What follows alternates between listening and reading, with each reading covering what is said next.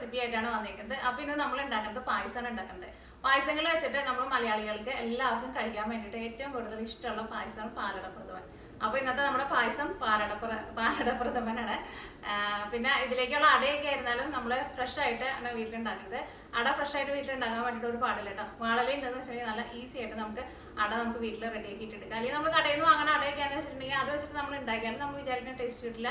പിന്നെ ആട കൊണ്ടുവന്നിട്ട് നമ്മൾ തിളപ്പിച്ച് വെള്ളം കൂറ്റി കളയണം. അപ്പോൾ ആ സമയം ഉണ്ടെന്ന് വെച്ചിട്ടുണ്ടെങ്കിൽ നമുക്ക് വീട്ടിൽ അട നല്ല ഈസി ആയിട്ട് റെഡിയാക്കിയിട്ട് എടുക്കാം. അപ്പോൾ ഇതേപോലെ തന്നെ ഫ്രഷ് ആയിട്ടുള്ള അട വെച്ചിട്ട് ഈ പാലടപ്രഥമൻ ഉണ്ടാക്കുന്ന വീഡിയോ ഞാൻ ഒരു 4 വർഷം മുമ്പ് ഞാൻ അപ്ലോഡ് ചെയ്തിട്ടുണ്ട്.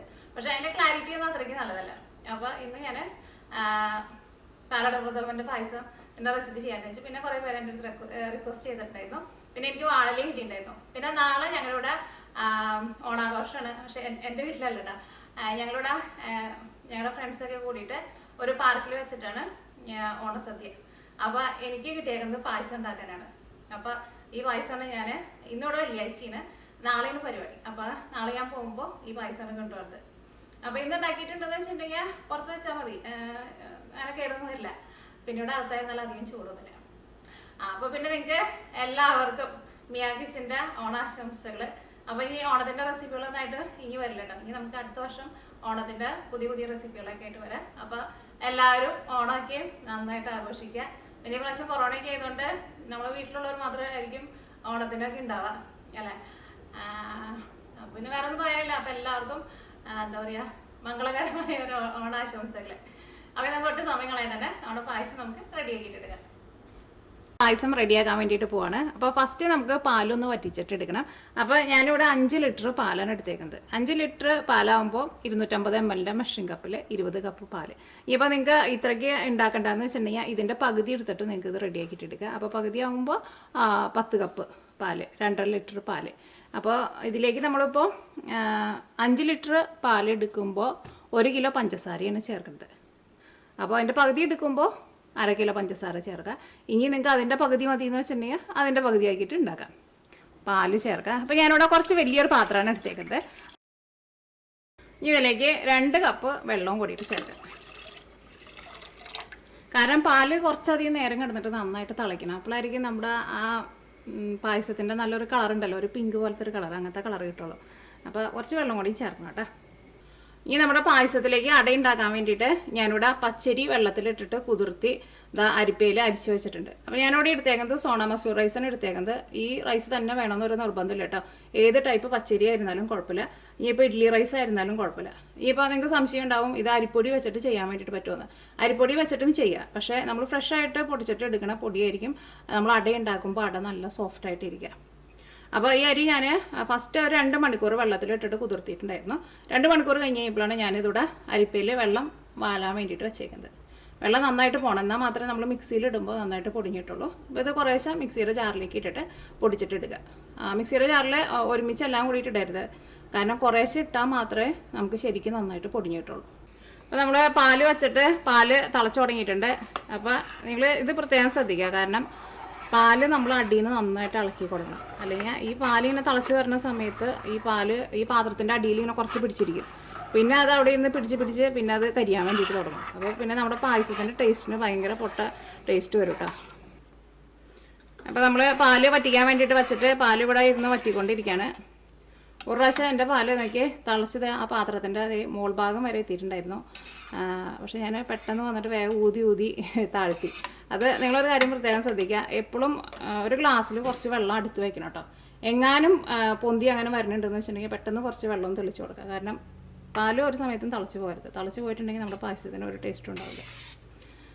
ഇപ്പോൾ ഞാനിവിടെ ചെറിയ തീയിലാണ് ഇട്ടേക്കുന്നത്. ചെറിയ തീയിലിട്ടാലും നമ്മൾ ഇടയ്ക്ക് ഇളക്കി കൊടുക്കണം. അല്ലെങ്കിൽ ഇത് ചില സമയത്ത് പെട്ടെന്ന് അങ്ങോട്ട് ചെറിയ തീയിലിട്ടാലും പെട്ടെന്ന് അങ്ങോട്ട് പൊന്തിപ്പോവും. ഞാനിവിടെ നമ്മുടെ അരി പൊടിച്ചെടുത്തിട്ടുണ്ട് മിക്സിയിലിട്ടിട്ട്. അപ്പോൾ ഞാൻ എന്താ ചെയ്യണമെന്ന് വെച്ചിട്ടുണ്ടെങ്കിൽ ഒരു പ്രാവശ്യം കൊണ്ട് മിക്സിയിലിട്ട് ഒന്നും കൂടി ഒന്ന് പൊടിക്കുന്നുണ്ട്. അപ്പോഴായിരിക്കും നമുക്ക് ഒട്ടും തരിയില്ലാണ്ട് പൊടിച്ചെടുക്കാൻ വേണ്ടിയിട്ട് കിട്ടാൻ.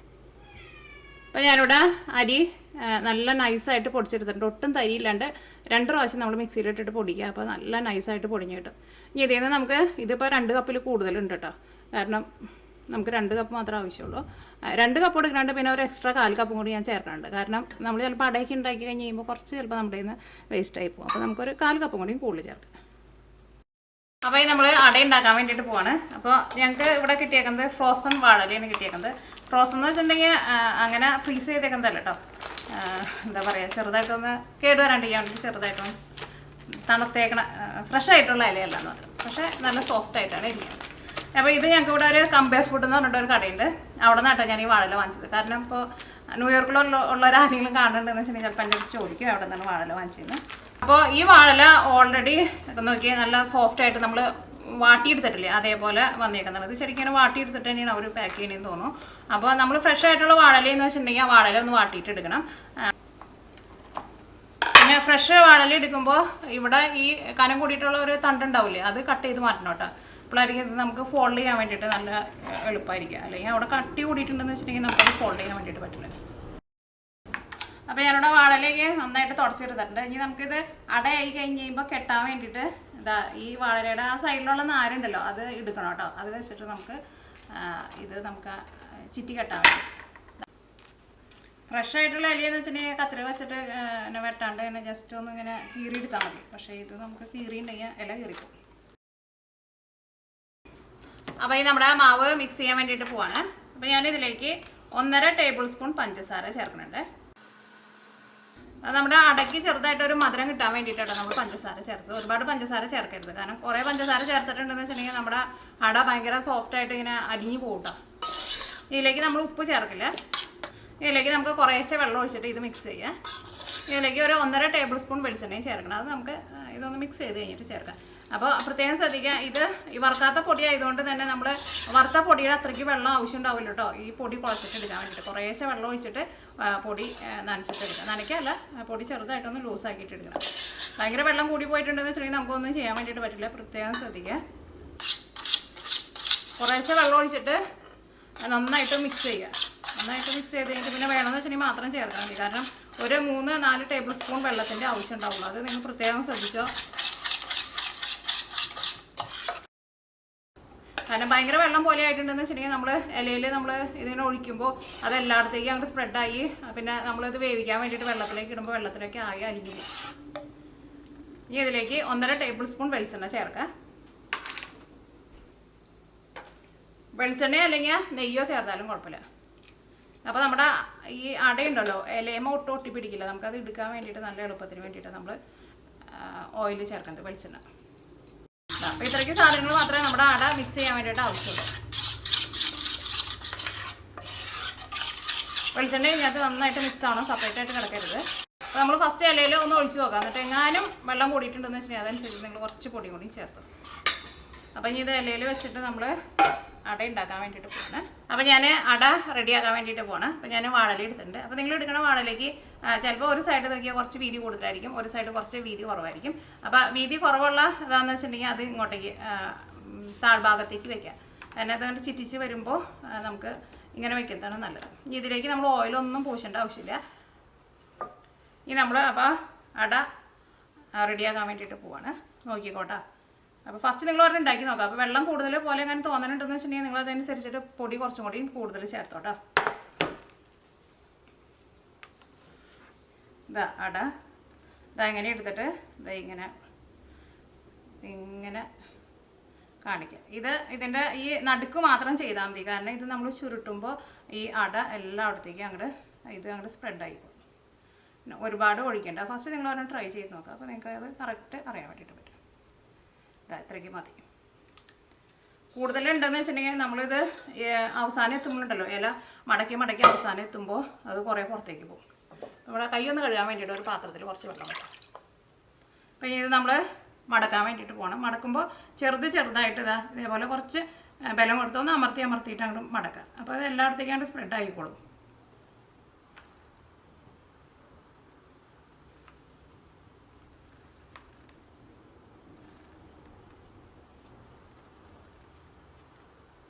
ഇതിങ്ങനെ കുറച്ച് വെള്ളം പോലെ ഇരിക്കുന്നതുകൊണ്ട് ഇത് നമ്മളിങ്ങനെ മടക്കി വെക്കുമ്പോൾ എല്ലായിടത്തേക്കും പോയിക്കോളും.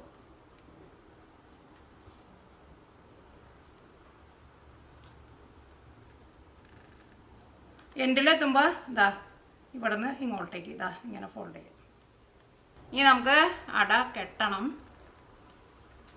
നമ്മുടെ ഈ വാഴയുടെ നാര് വെച്ചിട്ടുണ്ടായിരുന്നില്ലേ, വാഴയിലയുടെ നാര്, അത് വെച്ചിട്ട് ജസ്റ്റ് ഒന്ന് കെട്ടാം. ഒരുപാട് മുറുക്കിയൊന്നും കെട്ടണ്ട, ജസ്റ്റ് ഇതൊന്നുകൊണ്ട് ഒന്ന് ഒതുങ്ങിയിരിക്കാൻ വേണ്ടിയിട്ടാണ്. അപ്പോൾ ഇതേപോലെയാണ് നമ്മൾ അട റെഡിയാക്കുന്നത്. അപ്പോൾ നമ്മുടെ റെഡി ആയിരിക്കണം അട നമുക്കൊരു പ്ലേറ്റിലേക്ക് വെക്കാം. ഈ അട ഉണ്ടാക്കാൻ വേണ്ടിയിട്ട് ഇത്രയ്ക്ക് പാടുള്ളൂ. നമ്മൾ വിചാരിക്കും ഇത് വലിയ പണിയാണെന്ന്. നമ്മൾ കടയിൽ നിന്ന് റെഡിമെയ്ഡായിട്ട് വാങ്ങിച്ചുകൊണ്ട് അടയൊക്കെ ആണെന്ന് വെച്ചിട്ടുണ്ടെങ്കിൽ നമ്മൾ കുറേ പ്രാവശ്യം തിളപ്പിക്കണം, അതിൻ്റെ വെള്ളമൊക്കെ കളയണം, അതൊക്കെ ഭയങ്കര പാടാണ്. പക്ഷേ നമ്മൾ അത് വെച്ചിട്ട് ഉണ്ടാക്കിയാൽ അത്രയ്ക്ക് ടേസ്റ്റ് ഉണ്ടാവില്ല.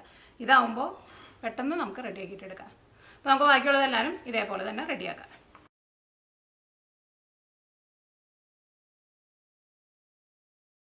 നമ്മുടെ അട എല്ലാവരും റെഡി ആയിട്ടുണ്ട്. അപ്പോൾ ഈ അട ഇനി എല്ലാം കൂടിയിട്ട് നമുക്ക് ഒരുമിച്ച് ഒന്നുകൊണ്ട് കെട്ടാം. അപ്പോൾ നമുക്ക് തിളച്ച വെള്ളത്തിലേക്ക് ഇടുമ്പോൾ എളുപ്പമായിരിക്കും. അപ്പോൾ ഒരു വാഴല അതാ അടിയിൽ വെച്ച് കൊടുക്കുക. അപ്പോൾ നമ്മുടെ വെള്ളം അവിടെ വെട്ടി തിളച്ചുകൊണ്ടിരിക്കുകയാണ്. ഇത് ഒരുമിച്ചാണ് കെട്ടാം. അപ്പോൾ നോക്കിക്കേ, നമ്മുടെ പാല് ഇവിടെ ഇരുന്നിട്ട് വറ്റിക്കൊണ്ടിരിക്കുന്നുണ്ട്. നമ്മൾ ഫസ്റ്റ് നമ്മൾ ഒഴിച്ച് കഴിഞ്ഞപ്പോൾ അത്യാവശ്യം നന്നായിട്ട് പാലുണ്ടായിരുന്നില്ലേ. അപ്പോൾ ഞാൻ ഫസ്റ്റ് പാലാണ് തിളപ്പിക്കാൻ വേണ്ടിയിട്ട് വെച്ചിട്ടുണ്ടായിരുന്നത്. അത് കഴിഞ്ഞിട്ട് ഞാൻ അടുക്കളയിൽ തന്നെ ഉണ്ട് ഇപ്പോഴും. ഞാൻ അടയൊക്കെ ഉണ്ടാക്കണത് ഈ പാല് തിളപ്പിക്കാൻ വേണ്ടിയിട്ട് വെച്ച് കഴിഞ്ഞിട്ടാണ് ഞാൻ അരിയൊക്കെ പൊടിച്ചെടുത്തതും അട ഉണ്ടാക്കിയത്. ഇപ്പോൾ നമ്മൾ അട വേവിക്കാൻ വേണ്ടിയിട്ട് പോവാണ്. അപ്പോൾ നിങ്ങൾക്ക് തിരക്കുണ്ടെന്ന് വെച്ചിട്ടുണ്ടെങ്കിൽ നമ്മൾ തീ കൂട്ടിയിട്ടിട്ട് പെട്ടെന്ന് വറ്റിച്ചിട്ട് എടുക്കണം. പക്ഷേ നമുക്ക് സമയമുണ്ടെന്ന് വെച്ചിട്ടുണ്ടെങ്കിൽ നമ്മൾ ഇതേപോലെ ചെയ്താൽ മതി. തീ കുറച്ചിട്ടാൽ മതി, അപ്പോൾ ഇവിടെ നിന്ന് വറ്റിക്കോളും. പക്ഷേ ഇടയ്ക്ക് ഇളക്കി കൊടുക്കാൻ വേണ്ടിയിട്ട് മറക്കരുത്, അല്ലെങ്കിൽ വെള്ളം നന്നായിട്ട് വെട്ടി തിളയ്ക്കണം. എന്നിട്ട് വേണം അടയിടാൻ വേണ്ടിയിട്ട്, അത് പ്രത്യേകം ശ്രദ്ധിക്കുക.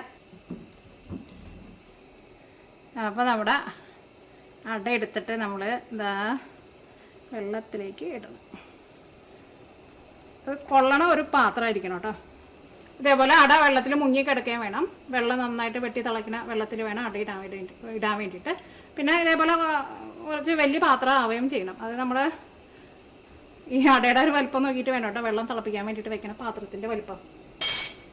അപ്പോൾ ഈ തീ ഒട്ടും കുറച്ച് വെക്കേണ്ട, നന്നായിട്ട് വെട്ടി തിളച്ചോട്ടെ. ഈ മൂടി വയ്ക്കണ്ട. അപ്പോൾ നമ്മുടെ അട നമ്മൾ തീ നന്നായിട്ട് കൂട്ടി വെച്ചിട്ട് ഒരു 12 മിനിറ്റ് നന്നായിട്ട് തിളപ്പിച്ചിട്ടുണ്ടായിരുന്നു. അപ്പോൾ നമ്മുടെ അട വെന്തിട്ടുണ്ട്, ഒരുപാട് സമയമൊന്നും എടുക്കില്ല വേവാൻ വേണ്ടിയിട്ട്.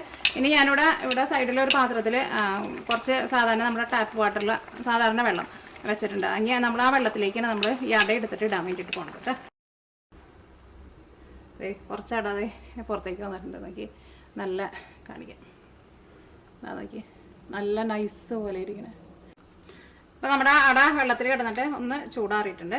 ഈ വെള്ളത്തിന് ചെറുതായിട്ടൊരു എന്താ പറയുക, ഒരു ഇളം ചൂടുണ്ട്, ഈ അടയുടെ ചൂടട്ടെ, അത് കുഴപ്പമില്ല. ഇത് നമുക്ക് തുറന്നിട്ട് ഇതിൻ്റെ ഉള്ളിൽ നിന്ന് അട എടുക്കാം.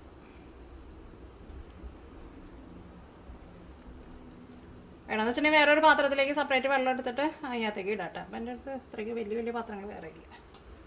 ഇതാ നമ്മുടെ അട തുറക്കട്ടാ, നോക്കിക്കേ അവിടെ അട ഇരിക്കുന്നുണ്ട്. നല്ല കനം കുറഞ്ഞിട്ട് നല്ല നൈസായിട്ട്. നമ്മൾ കുറച്ച് സെൻറ്ററിൽ മാത്രമല്ലേ മാവ് ഒഴിച്ചിട്ടുണ്ടായിരുന്നുള്ളൂ, പക്ഷെ നമ്മളത് പരത്തുമ്പോൾ വേണ്ട അത് എല്ലായിടത്തേക്കും വന്നോളൂ. വേണ്ട ഇതെന്ത് ചെയ്യണം, വെള്ളത്തിലിട്ടിട്ട് ഇതാ ഇങ്ങനെയൊന്ന് കാണിക്കാം. അങ്ങനെ ഇതിനെ വെള്ളത്തിലിട്ടൊന്ന് മുക്കി ഒന്ന് ഇങ്ങനെ എടുക്കുമ്പോൾ അട ഇലയമേന്ന് വിട്ടുപോരും. വിട്ടുപോരാത്തതുണ്ടെന്ന് വെച്ചിട്ടുണ്ടെങ്കിൽ നമുക്ക് സെപ്പറേറ്റ് കൈ കൊണ്ട് പിടിച്ചിട്ടെടുക്കാം. ഇപ്പോൾ നോക്കിയേ, നമ്മുടെ അട ഇലയിൽ നിന്ന് എല്ലാവരും മാറ്റിയെടുത്തിട്ടുണ്ട്. ഇനി എന്താണെന്ന് വെച്ചിട്ടുണ്ടെങ്കിൽ ഈ അട നന്നായിട്ട് നമുക്ക് കഴുകിയിട്ടെടുക്കണം. കാരണം ഈ അടയിൽ നമ്മൾ വെളിച്ചെണ്ണ ഒഴിച്ചിട്ടുണ്ടായിരുന്നില്ലേ, ആ എണ്ണമയ നന്നായിട്ട് പോകണം കേട്ടോ. ചിലർ ചിലപ്പോൾ അട ഉണ്ടാക്കുമ്പോൾ എന്താ പറയുക, ആയണ്ട് ഉടഞ്ഞ് ഇരിക്കും. പക്ഷേ ഇതേപോലെ ഇങ്ങനെ ഇരിക്കണം.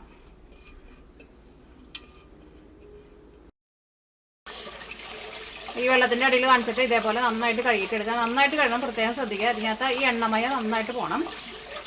നന്നായിട്ട് കഴുകിയെടുത്തിട്ടുണ്ട്. ഈ അട എന്ത് ചെയ്യണമെന്ന് വെച്ചിട്ടുണ്ടെങ്കിൽ, ശരിക്കും പാലടപ്രഥമനിൽ നമ്മൾ അട ഇടുമ്പോൾ അട നോക്കിയത് ഇതേപോലെ ഇങ്ങനെ നല്ല ചെറുതായിട്ട് ഇങ്ങനെ കിടക്കണം.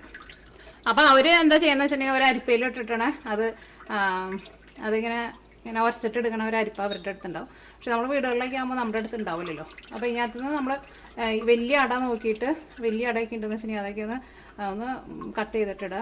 അല്ലെങ്കിൽ ഇതെല്ലാം കൂടിയിട്ട് ഒന്ന് നിരത്തി ഒരു കട്ടിങ് ബോർഡും വെച്ചിട്ട് ചെറുതായിട്ട് ഒന്നും കൂടി ഒന്ന് കൊത്തി കൊത്തി എടുക്കാമെന്നറിയില്ലേ, അതേപോലെ എടുക്കട്ടെ. അപ്പോൾ വലിയ അടയൊക്കെ ഒന്ന് ചെറുതാക്കിയിട്ട് എടുക്കുക. അപ്പോൾ നമ്മുടെ അട നോക്കിക്കേ, ഈ ഇപ്പോൾ അട നിങ്ങൾക്ക് വേണമെന്ന് വെച്ചിട്ടുണ്ടെങ്കിൽ തലേ ദിവസം റെഡിയാക്കിയിട്ട് വെക്കുക. അപ്പോൾ എന്ത് വേണമെന്ന് വെച്ചിട്ടുണ്ടെങ്കിൽ ഇതേപോലെ നന്നായിട്ട് കഴുകിയിട്ട് അട വെള്ളത്തിലിട്ട് വെച്ചാൽ മതി. വെള്ളത്തിലിട്ടിട്ട് ഫ്രിഡ്ജിൽ വെച്ചാൽ മതി. ഇപ്പോൾ നോക്കിയേ, നമ്മുടെ പാല് നമ്മളൊരു കാൽ ഭാഗത്തിനേക്കാളും കുറച്ചും കൂടി കൂടുതൽ വറ്റിച്ചിട്ടുണ്ട്.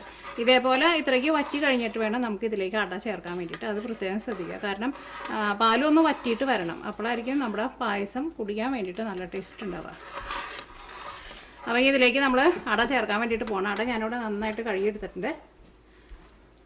അതിനകത്ത് അധികം എനിക്ക് ചെറുതാക്കാനുണ്ടായിരുന്നില്ല. അതിനകത്ത് കുറച്ച് മാത്രമേ അതിനകത്ത് വലിയ അടയായിട്ടുണ്ടായിരുന്നുള്ളൂ. അത് ഞാനൊന്ന് ചെറുതാക്കി ഇട്ടിട്ടുണ്ട്. അപ്പോൾ ഈ അട ചേർക്കാണ്.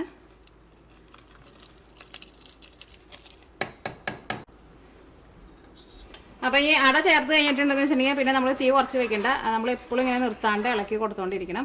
നമ്മുടെ പായസത്തിൻ്റെ കളറൊക്കെ ആയിരുന്നാലും ആ പാലിൻ്റെ വെള്ള കളർ അങ്ങോട്ട് മാറിയിട്ട് ചെറുതായിട്ടൊരു കളറൊക്കെ മാറി ചെറുതായിട്ടൊരു പിങ്ക് കളറായിട്ട് വന്നിട്ടുണ്ട്. ഇനി ഇതിലേക്ക് നമ്മൾ 1 കിലോ പഞ്ചസാരയാണ് ചേർക്കുന്നത്. അപ്പോൾ പകുതി പഞ്ചസാര നമുക്ക് ഇപ്പോൾ ചേർക്കാം. അത് കഴിഞ്ഞിട്ട് ഒന്നും കൂടി ഒന്ന് വറ്റി കഴിഞ്ഞ് കഴിയുമ്പോൾ ബാക്കിയുള്ള പഞ്ചസാര ചേർക്കാം. 1/2 കിലോ പഞ്ചസാര ചേർത്ത് കഴിഞ്ഞിട്ട് നമ്മുടെ ഈ പായസം ഒന്നും കൂടി ഒന്ന് വറ്റിയിട്ടുണ്ട്. അപ്പോൾ ഇനി ഇതിലേക്ക് ബാക്കിയുള്ള 1/2 കിലോ പഞ്ചസാരയും കൂടിയിട്ട് ചേർക്കണം. അത് 2 ട്രിപ്പായിട്ട് ചേർക്കാം. ഫസ്റ്റ് പഞ്ചസാര ചേർത്ത് കഴിഞ്ഞിട്ട് പഞ്ചസാര ചേർത്ത് കഴിയുമ്പോൾ കുറച്ചും കൂടി ഒരു വെള്ളം പോലെ ആവും നമ്മുടെ പായസം. അപ്പോൾ ഒന്നും കൂടി ഒന്ന് തിക്കായി കഴിയുമ്പോൾ ബാക്കിയുള്ള പഞ്ചസാരയും കൂടിയിട്ട് ചേർക്കാം.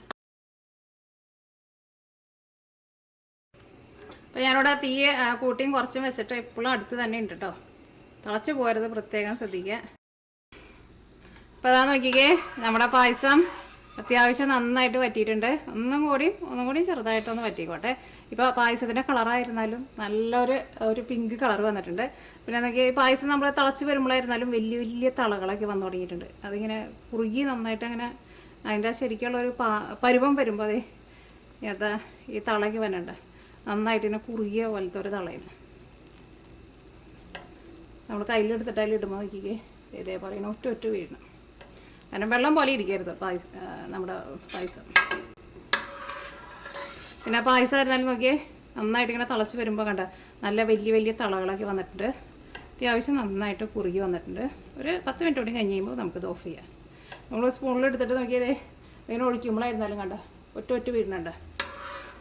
കാരണം ഈ പായസം ഒരുപാട് ഇങ്ങനെ വെള്ളം പോലെ ഇരുന്നിട്ടുണ്ടെന്ന് വെച്ചിട്ടുണ്ടെങ്കിൽ കഴിക്കാൻ വേണ്ടിയിട്ട് ടേസ്റ്റ് ഉണ്ടാവില്ല. അപ്പോൾ നമ്മൾ ടേസ്റ്റ് ചെയ്ത് നോക്കുമ്പോഴായിരുന്നാലും ഇനി നമ്മൾ നോക്കി കുറച്ച് കയ്യിലെടുത്തിട്ടൊന്ന് വെച്ച് നോക്കുമ്പോൾ നോക്കിക്കോട്ടെ, അതിങ്ങനെ ഒഴുകി പോവില്ല കയ്യിൽ. നോക്കി ഇതാ വേണ്ട കയ്യിലിങ്ങനെ ഇരിക്കും. അത് നിങ്ങൾ ലാസ്റ്റൊക്കെ ആകുമ്പോൾ ഒന്ന് ശ്രദ്ധിക്കണം കേട്ടോ. ഒഴുകി പോകാമെന്ന് വെച്ചിട്ടുണ്ടെങ്കിൽ ഒന്നും കൂടിയും വറ്റി വരാനുണ്ട്. ഇനി ഞാനിവിടെ തീ ഓഫ് ചെയ്യാണ്. ഇനി ഒന്ന് ഇരുന്നിട്ട് ഒന്നും കൂടിയും ഒന്ന് ചെറുതായിട്ടൊന്ന് തിക്കാവും. ഒന്ന് ഇരുന്ന് കുറച്ച് കഴിഞ്ഞ് കഴിയുമ്പോൾ ഇതിൻ്റെ കളറായിരുന്നാലും കുറച്ചും കൂടി ഒന്നൊരു ഡാർക്ക് കളറായിട്ട് വരും. അപ്പോൾ നമുക്ക് തീ ഓഫ് ചെയ്യാം. നമ്മുടെ പാലട പ്രഥമൻ റെഡി ആയിട്ടുണ്ട്. ഇപ്പോൾ നമ്മൾ പായസം ഓഫ് ചെയ്ത് കഴിഞ്ഞിട്ട് ഒരു 1/2 മണിക്കൂറായിട്ടുണ്ട്. അപ്പോൾ നമ്മുടെ പായസത്തിൻ്റെ കളർ കണ്ട കളറായിരുന്നാലും നല്ല പിങ്ക് കളറായിട്ട് വന്നിട്ടുണ്ട്. അപ്പോൾ പായസം ഞാൻ കുറച്ച് ഗ്ലാസ്സിലേക്ക് ഒഴിക്കട്ടെ.